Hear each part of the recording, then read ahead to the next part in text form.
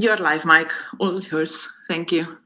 Well, thank you very much, Marta, and thanks everybody for joining us this morning. We're going to go at 100 miles an hour to look at the fields and discoveries of the entire North Sea. I'd like to thank my co-workers, Matthew, Ben, Rose and Jeremy, who put a lot of work in to put this presentation together, and in particular, Matthew did a great job. So today we're going to look at basically the, get this out of the way, we're going to look at the discoveries in the North Sea by age. In fact, it's not going to be just the North Sea. We're going to look all west of Britain, in fact, all of offshore Ireland and down into the south of Ireland as well. So we're going to look at the discoveries by age. We're going to look at the development history through time. And then the sort of present day look is to look at the role of hubs and the requirement for hubs to actually commercialize some of the smaller discoveries that exist.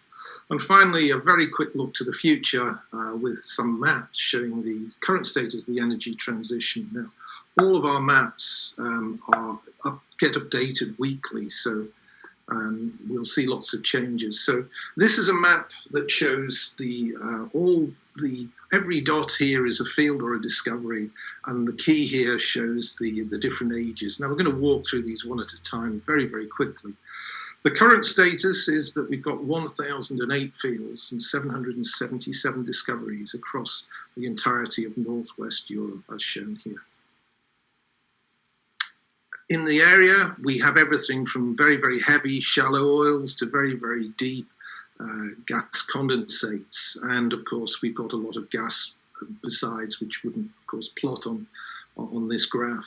We have also every type of pressure temperature environment, from normal pressure temperature through HPHT to ultra HPHT. And we'll touch on that. The first zone we're going to look at is the Carboniferous, and really we show the Devonian basement on here, but we're not going to talk to those. So the line here shows the northern limit of the Rotliegend formation, Rotliegend Lemans sandstone and its equivalent.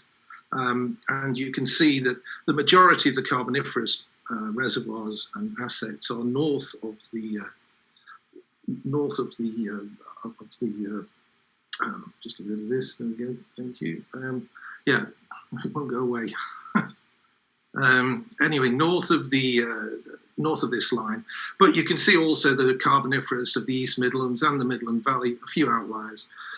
Generally, the Carboniferous, normally pressure, normal temperature.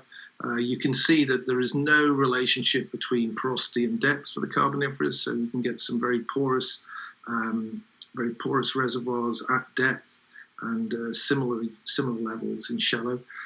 One thing we do find, which is anomalous about the Carboniferous, is that we have lots of very shallow live oil occurrences. So here, at anywhere between 2,000 and 4,000 feet, we can see anything between 25 up to mid-40s API gravity oils. So very interesting data point. The Permian, well, we've got the same line here. So the majority of the Carboniferous finds are north of that. The Rotliegends here is to the south of this line, and here we're showing the Zechstein carbonates to the north. We do have some Zechstein and Rotliegends in the central North Sea area, but generally they're all concentrated through the UK, southern North Sea, through Netherlands into Germany.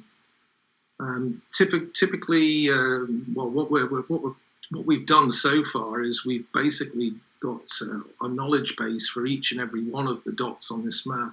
And during this year, we're actually going to expand the coverage all the way across to Poland with a joint, hoping to do a joint collaborative study with the University of Aberdeen. What we can say about the Permian, you can see that from shallow to very deep, generally the temperature here is very predictable for all the reservoirs, and we see a general trend of porosity decreasing with depth. Onto the Triassic, and now we see a major reservoir in offshore Netherlands. We see it basically throughout the central areas of the North Sea, and of course the major reservoir in the East Irish Sea.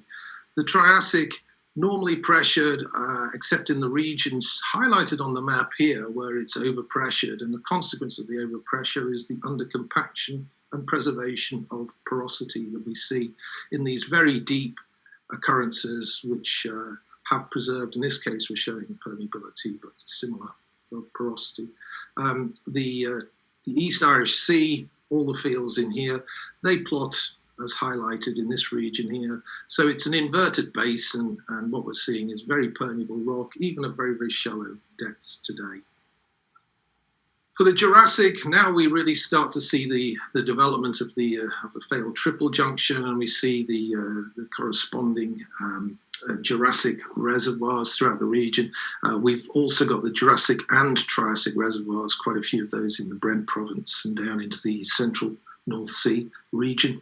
For the Jurassic, we can see a general depth trend, particularly when we take out the inverted Weald and Wessex examples.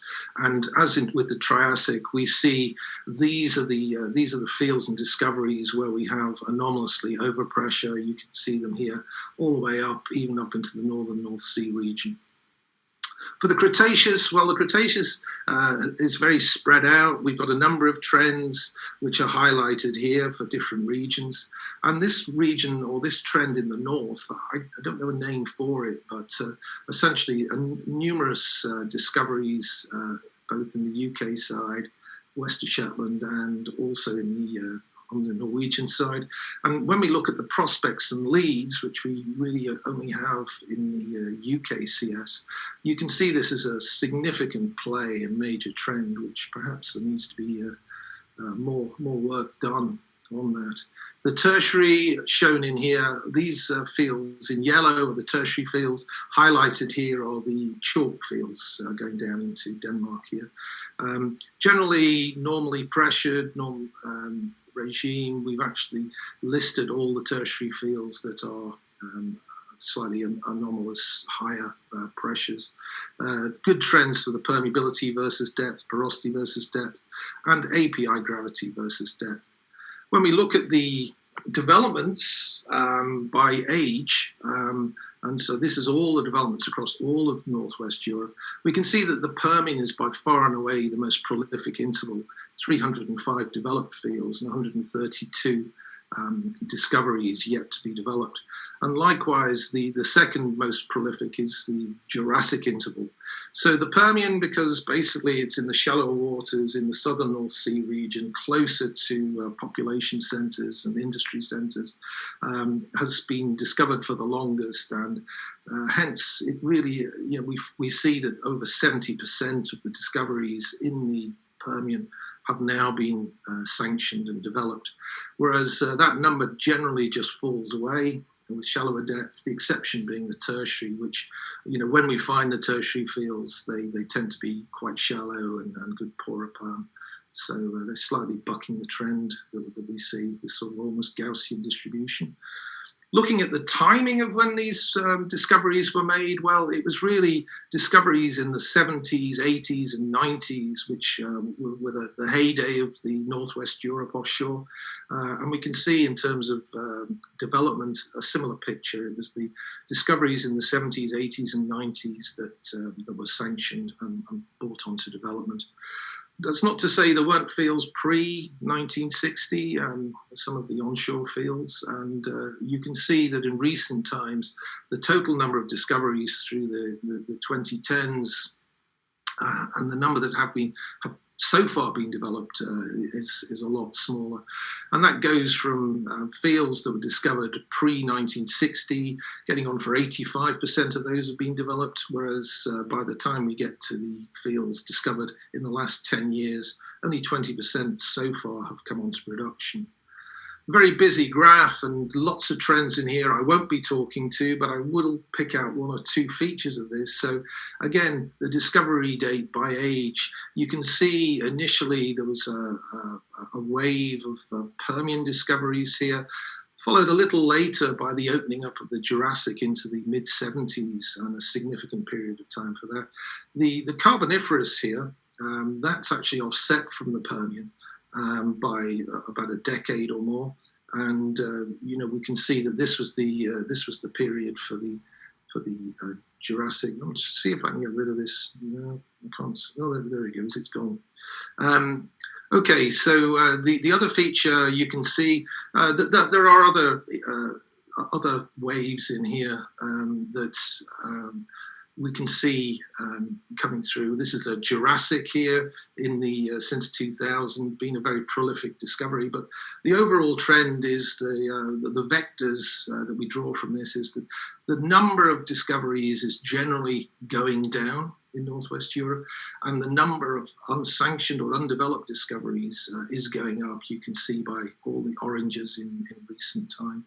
So that's the picture. We've got details on every single one of these discoveries, but now just want to talk about the Laggan and Tormore in particular. So this is a cluster of fields, a hub. So here's Laggan, Tormore, Edradour and Glenlivet, and these are all in a development by Total. When we look at them, we can break out Laggan and Tormore here compared with every other field that's or discovery in the area. And we can see that clearly the normal pressure, normal temperature is the norm in this region. We can see in terms of the distribution of porosity, there is a good spread, but then reservoirs in the region, they range from Tertiary to Devonian. And we actually see that both Laggan and Tormore tend to be at the upper end of poroperm characteristics for the depth of burial. When we do our hub analysis, we look at the fields in particular. We look at, these are just some examples of the many fields that we look at. We look at some aspects of Laggan and Tormore going from 600 meters subsea, basically going up the continental slope onto the shelf here, traveling for about 80 kilometers, then up onto the Shetland gas plant. Halfway up the slope, you can see that this is where Edradour and Glenlivet. So if you've made a find up here, you wouldn't tie it back down the slope, but you would actually tee into some of the existing tees on the shelf. Then what we do is we look at the life of field profile for each of these opportunities. We look at it for gas, for condensate, then we put them together because we're interested in what the hub is going to do in its entirety. And you can see here the life of field profile. To date, has cumed just around about 100 million barrels of oil equivalent. Some minor differences with condensate, not time to go into right now. But then we would extrapolate and do a decline curve analysis here on the gas for each of the fields and project out to the future, estimating when the technical COP would be for some of the fields in this region. And what this shows is that there is ullage which already exists in the Total system. Pardon the pun there, but there is ullage everywhere. And really, here's the late life producers. Laggan and Glenlivet are the two late life producers. But to ensure that we can get to those reserves and capture them, what we need to do is ensure that this hub remains healthy and we grow the amount of throughput of gas that gets to the Shetland gas plant. The timing is now. So what we look at is all the discoveries. This is a map centered on Laggan, and you can see these are kilometers, up to 50 kilometers away. You can see all the discoveries in the area, the relative sizes. We've taken off the sizes for these, but you can see the relative sizes of them. And likewise, we do the same for prospects. These are undrilled prospects in the region. And you can see there are zones where really some prospects should be considered as potential to be tied back into the existing infrastructure. Now, this is the sort of analysis that we do, and we have this available for every field throughout Northwest Europe. So if anybody's interested, please come by the stand and have a look. Finally, to the future, and this is the energy transition mapping. So very briefly, this is the picture for all of the existing and planned and cancelled geothermal projects. What we can see is that geothermal currently is an onshore phenomenon. There has been some discussion about geothermal developments offshore, but we suspect that it's probably too late for the majority of mature offshore water floods.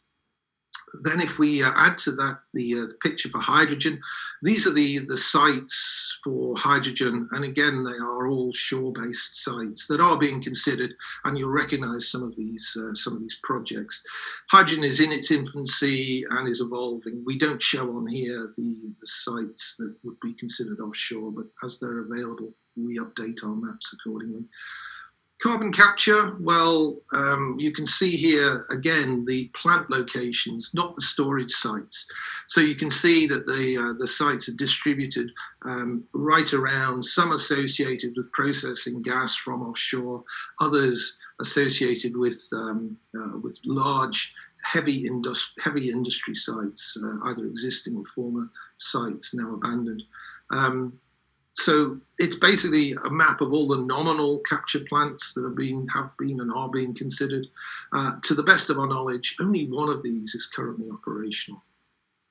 Wave and tide, we only have that shown here for the UK only, and what you can see is the wave and tide essentially it's a phenomenon of the west coast of Britain. Some of these planned, none of them I think currently operational. Some of them are demonstrator projects, etc., etc. For gas storage, well, we show gas storage not as well developed in the UK as it is on mainland Europe, Germany and Holland in particular. Some offshore, currently looking at opportunities in the Irish Sea region. Rough has now finished as a gas storage facility. Thames and Hewitt were cancelled before they ever came into fruition. But a lot of the European gas storage associated with salt caverns, and for each and every one of these dots, we have a report that backs up and supplies all the information on them all.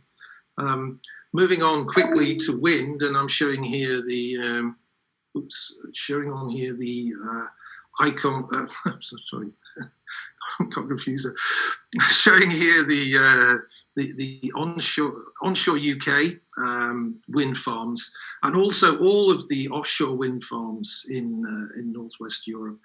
To date, huge developments throughout all the, from France right up to Denmark and beyond.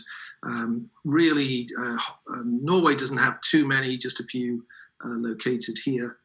Sorry, there's CCUS. The only one, the floating one that is being developed is the Hywind Tampen up in this region here. So we can see those, and we will see that when we overlay the oil fields, so just flashing those back on and off, you can see there are some conflicts with oil and gas, or the location of oil and gas.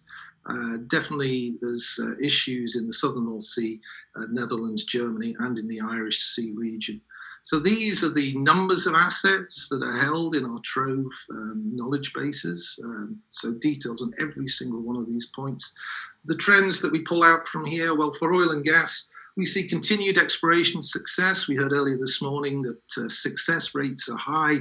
Whether they're technical successes or economic successes, time will tell. We see that generally low levels of activity. So there's going to be essentially a low reserves replacement with the few discoveries. For the rate of development, again, we can see that the rate of developing discoveries has declined. Small pools rarely are going to meet economic thresholds.